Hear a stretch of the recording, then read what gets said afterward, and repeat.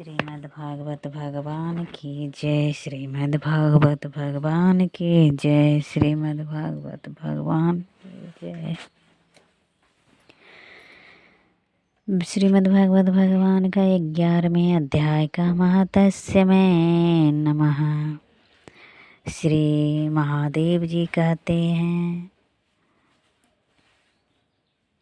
प्रिय, गीता के वर्णन से संबंध रखने वाली कथा एवं विश्व रूप अध्ययन के पावन महात्म्य को श्रवण करो। विशाल नेत्रों वाली पार्वती। इस अध्ययन के महात्म्य का पूरा वर्णन नहीं किया जा सकता।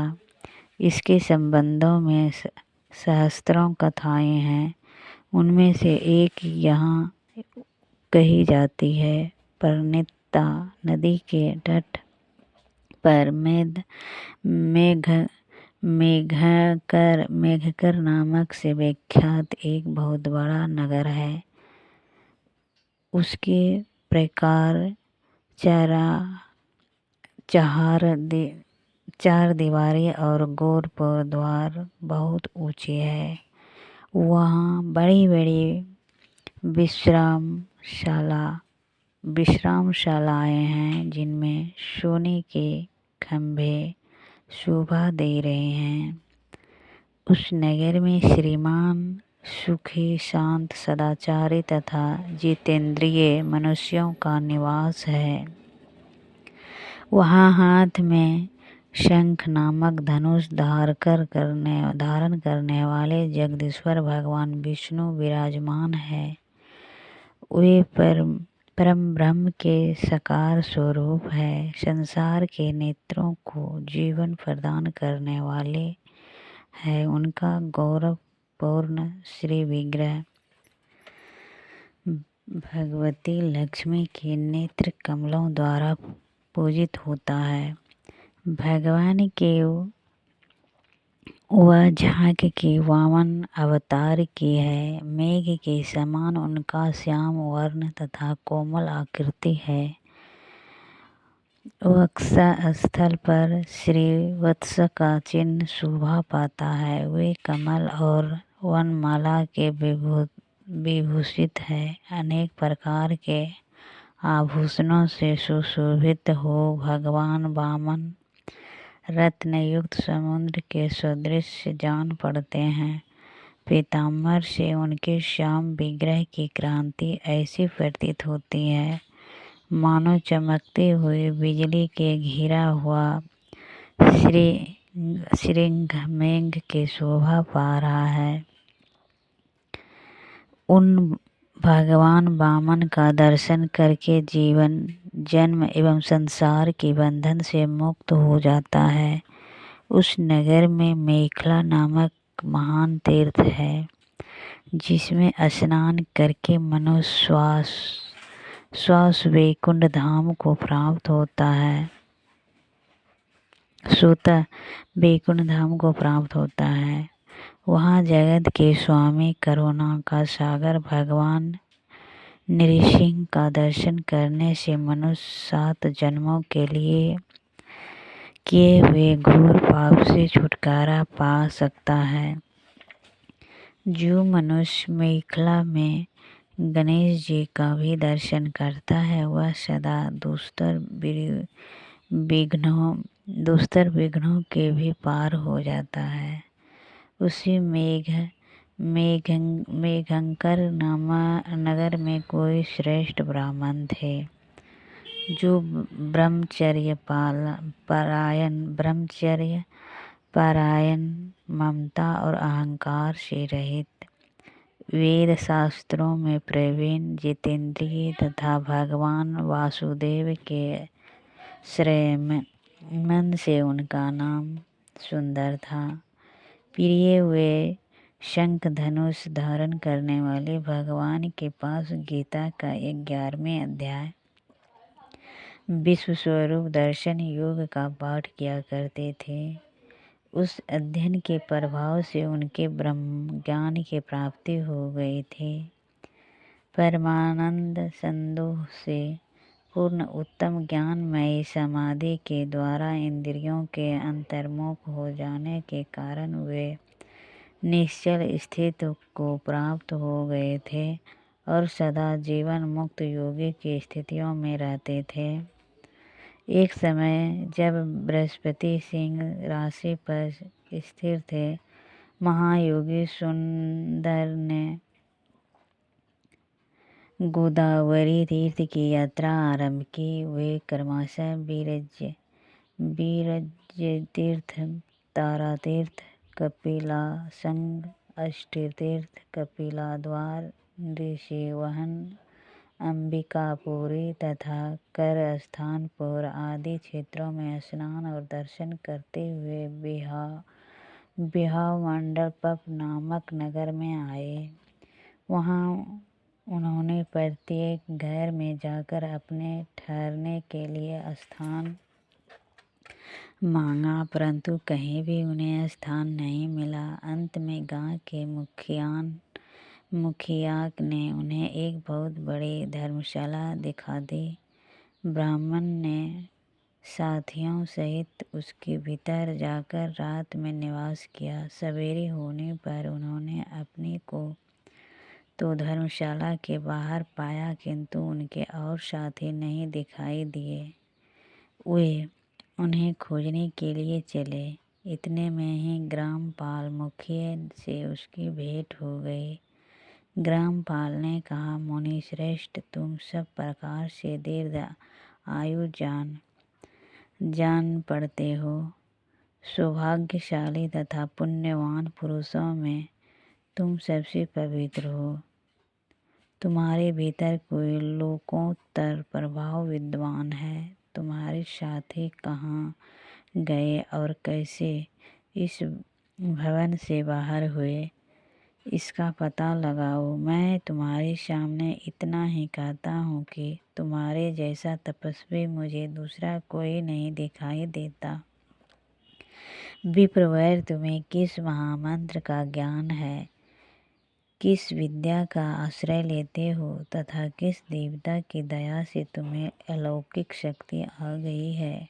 भगवान कृपा करके इस गांव में रहो। मैं तुम्हारी सब शुश्रूषा करूँगा। यूं कहकर ग्रामपालन ने मुनिवर सुंदर को अपने गांव में ठहरा लिया। वह दिन रात बड़ी भक्ति से उनकी सेवा अटल करने लगा। तब वे 7-8 दिन बीत गए। तब एक दिन प्रातःकाल आकर वह बहुत दुखी हो महात्माओं के सामने रोने लगा और बोला, हाय, आज रात में राक्षस ने मुझे भाग्यहीन के बेटे को चबा लिया है। मेरा पुत्र बड़ा ही गुणवान और भक्तिवान था।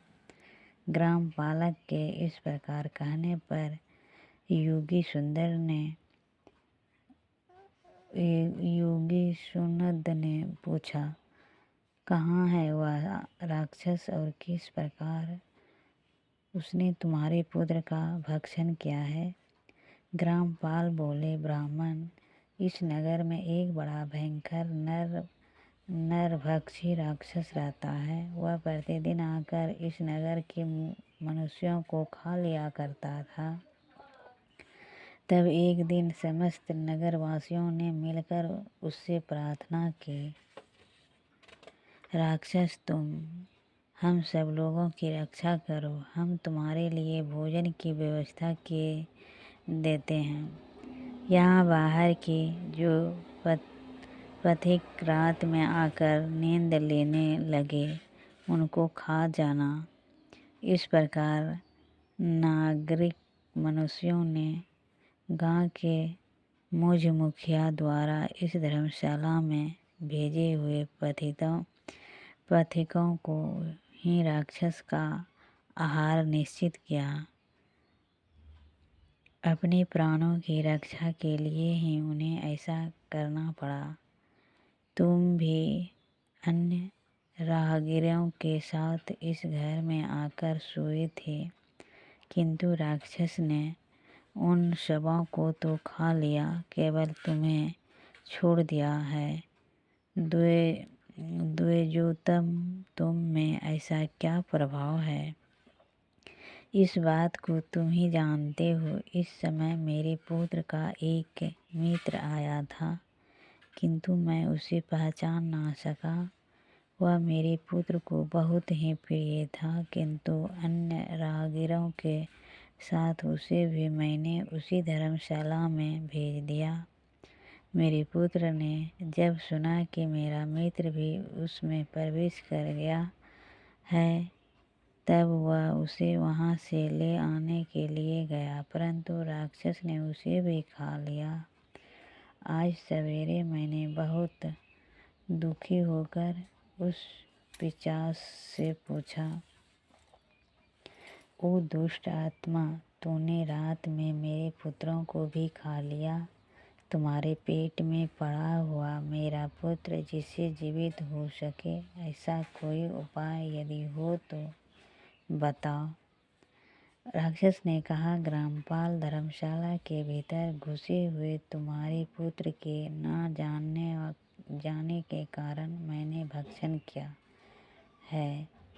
अन्य पथिकों के साथ तुम्हारा पुत्र भी अनजान में ही मेरा ग्रास बन गया है।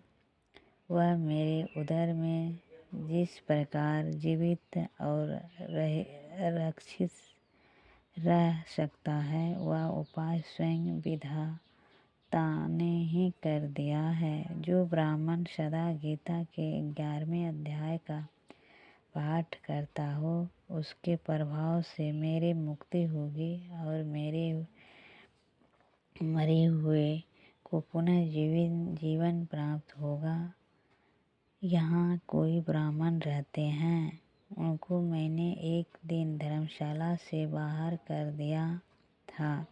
वे निरंतर गीता के 11वें अध्याय का जप किया करते हैं। इस अध्ययन के मंत्र से 7 बार अभिमंत्रित करके यदि वे मेरे ऊपर जल करने का पुण्यवान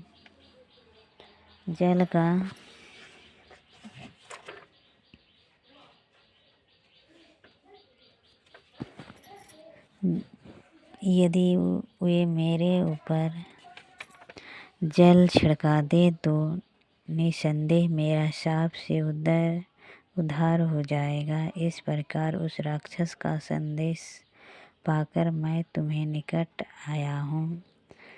ब्राह्मण ने पूछा, ग्रामपाल, जो रात में सोए हुए मनुष्य को खाता है, वह प्राणी किस पाप से राक्षस हुआ है?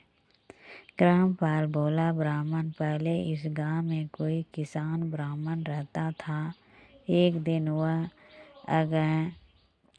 अगहनी के खेत की क्यारियों की रक्षा करने में लगा था। वहाँ से थोड़ी ही दूर पर एक बहुत बड़ा गिद्ध किसी राही को मार कर खा रहा था। उसी समय एक तपस्वी कहीं से आ निकले, जो इस राही को बचाने के लिए दूर से ही दया दिखाते आ रहे थे। गिद्ध उस राही को खाकर आकाश में उड़ गया। तब तपस्वी ने कुपित होकर उस किसान से कहा, ओ दुष्ट हलवाई, तुझे धिक्कार है, तू बड़ा ही कठोर और निर्दयी है। दूसरे की रक्षा से मुंह मोड़कर केवल पेट पालने के अंधे में लगा है। मेरा जीवन नष्ट प्राय है। अंधे में लगा है, तेरा जीवन नष्ट प्राय है। अरे जो चूर दाढ़ वाले जीवन, सर्प, शत्रु, अग्नि, विष, जल, गिद्ध, राक्षस, भूत तथा बेताल आदि के द्वारा घायल हुए मनुष्यों की शक्ति होते हुए भी उपेक्षा करता है, वह उनके वध का फल पाता है। जो शक्तिशाली होकर भी चोर आदि के चंगुल में फंसे हुए ब्राह्मण को छुड़ाने की चेष्टा नहीं करता, वह घोर नरक में पड़ता और पुनः भेड़िए योनि में जन्म लेता है। जो वन में मारे जाते हुए तथा गिद्ध और बाघ की दृष्टि में पड़े हुए जीवन की रक्षा के लिए छोड़ो छोड़ो की पुकार करता है, वह परम गति को प्राप्त होता है। जो मनुष्य गौओं की रक्षा के लिए बाघ के भील तथा दुष्ट राजाओं के हाथ से मारे जाते हैं, वे भगवान विष्णु के उस परम पद को पाते हैं जो योगिनियों के लिए भी दुर्लभ है। सहस्त्र अश्वमेघ और 100 वाजपेय यज्ञ मिलकर शरणगत रक्षा के 16वें कला के बाहर भी नहीं हो सकते। दीन तथा भयभीत जीवन के उपदेश करने के पुण्यवान पुरुष भी समय आने पर कुंभीपाकर नामक नरक में पकाया जाता है। तूने दुष्ट गिद्ध के द्वारा खाए जाते हुए राही को देखकर उसे बचाने में समर्थ होते हुए भी जो इसकी रक्षा नहीं की, इसे तो निर्दयी जान पड़ता है, अतः तो राक्षस हो जाओ। हलवाहा बोला, महात्मन, मैं यहाँ उपस्थित अवश्य था, किंतु मेरे नेत्र बहुत देर से खेत की रक्षा में लगे थे, अतः पास होने पर भी गिद्ध के द्वारा मारे जाते हुए इस मनुष्य को मैं नहीं जान सका, अतः मुझ दीन पर आपकी अनुग्रह करना चाहिए। तपस्वी ब्राह्मण ने कहा, जो प्रतिदिन गीता के 11वें अध्याय का जप करता है, उस मनुष्य के द्वारा अभिमंत्रित जल जब तुम्हारे मस्तक पर पड़ेगा, उस समय तुम्हें शाप से छुटकारा मिल जाएगा। यह कहकर तपस्वी ब्राह्मण चले गए और वह हलवाहा राक्षस हो गया। अतः द्विजश्रेष्ठ, तुम चलो और 11वें अध्याय से तीर्थ के जल को अभिमंत्रित करो, फिर अपने ही हाथ से उस राक्षस के मस्तक पर उसे छिड़क दो। ग्रामपाल की यह सारी प्रार्थना सुनकर ब्राह्मण का हृदय करुणा से भर गया। वे बहुत अच्छा कर उसके साथ राक्षस के निकट गए। वे ब्राह्मण योगी के उन्होंने विश्वरूप दर्शन नामक 11वें अध्याय से जल अभिमंत्रित करके उस राक्षस के मस्तक पर डाला। गीता के 11वें अध्याय के प्रभाव से वह शाप से मुक्त हो गया। उसने राक्षस देह का परित्याग करके चतुर्भुज स्वरूप धारण कर लिया तथा उसने जिन सहस्त्रों पाथिकों का भक्षण किया था, वे भी शंख चक्र तथा गदा धारण किए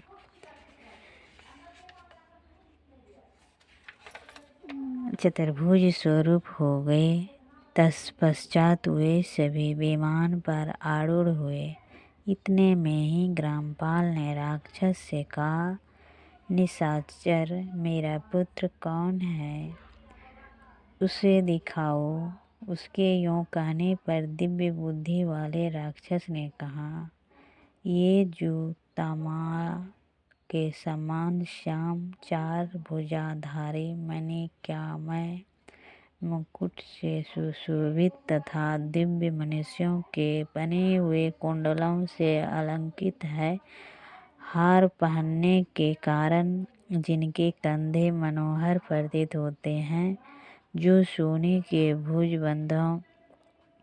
बंधों से विभूषित कमल के समान नेत्रवान स्त्रीगंध रूप तथा हाथ में कमल लिए हुए हैं और दिव्य विमान पर बैठकर देवताओं को प्राप्त हो चुके हैं, इन्हीं को अपना पुत्र समझो। यह सुनकर ग्रामपाल ने उसी रूप में अपने पुत्र को देखा और उसे अपने घर ले जाना चाहा। यह देख उसका पुत्र हंस पड़ा और इस प्रकार कहने लगा। पुत्र बोला, ग्रामपाल, कई बार तुम भी मेरे पुत्र हो चुके हो। पहले मैं तुम्हारा पुत्र था, किंतु अब देवता हो गया हूँ। इन ब्राह्मण देवता के प्रसाद से वैकुंठ धाम को जाऊंगा। देखो, यह निशाचर भी चतुर्भुज स्वरूप को प्राप्त हो गया। 11वें अध्याय के महात्म्य से यह सब लोगों के साथ श्री विष्णु धाम को जा रहा है। अतः तुम भी इन ब्राह्मण देव से गीता के 11वें अध्याय का अध्ययन करो और निरंतर उसका जप करते रहो। इसमें संदेह नहीं कि तुम्हारी भी ऐसी ही उत्तम गति होगी। तात मनुष्यों के लिए साधु पुरुषों का संग सर्वथा दुर्लभ है, वह भी इस समय तुम्हें प्राप्त है। अतः अपना अभिष्ट सिद्ध करो। धन, लोभ, दान, यज्ञ, तपस्या और पूर्व कर्मों से क्या लेना है। विश्व स्वरूपाध्ययन के पाठ से ही परम कल्याण की प्राप्ति हो जाती है। पुनः पूर्णानंद संतोष हस्त स्वरूप श्री कृष्ण नामक ब्राह्मण के मुख से कुरुक्षेत्र में अपने मित्र अर्जुन के प्रति जो अमृतमय उपदेश निकाला था, वही श्री विष्णु का परम तात्विक रूप है। तुम उसी का चिंतन करो। वह मोक्ष के लिए प्रसिद्ध रसायन है। संसार भय से डरे हुए मनुष्यों के आदि व्याधि का विनाशक तथा अनेक जन्म के दुखों का नाश करने वाला है। मैं उसके सिवा दूसरे किसी साधन को ऐसा नहीं देखता, अतः उसी का अभ्यास करो। श्री महादेव जी कहते हैं कि यूं कहकर वह सबके साथ श्री विष्णु के परम धाम को चला गया। तब ग्रामपाल ने ब्राह्मणों के मुख से उस अध्याय को पढ़ा। फिर वे दोनों ही उसके महात्म्य के विष्णु धाम को चले गए। पार्वती, इस प्रकार तुम्हें 11वें अध्याय के महात्म्य तथा सुनाई है। इसके श्रवण मात्र से महान पातकों का नाश हो जाता है। इसी प्रकार श्रीमद्भागवत भगवान का अध्याय 11वें पूरा हुआ। श्रीमद्भागवत भगवान की जय। श्रीमद्भागवत भगवान की जय। श्रीमद्भागवत भगवान की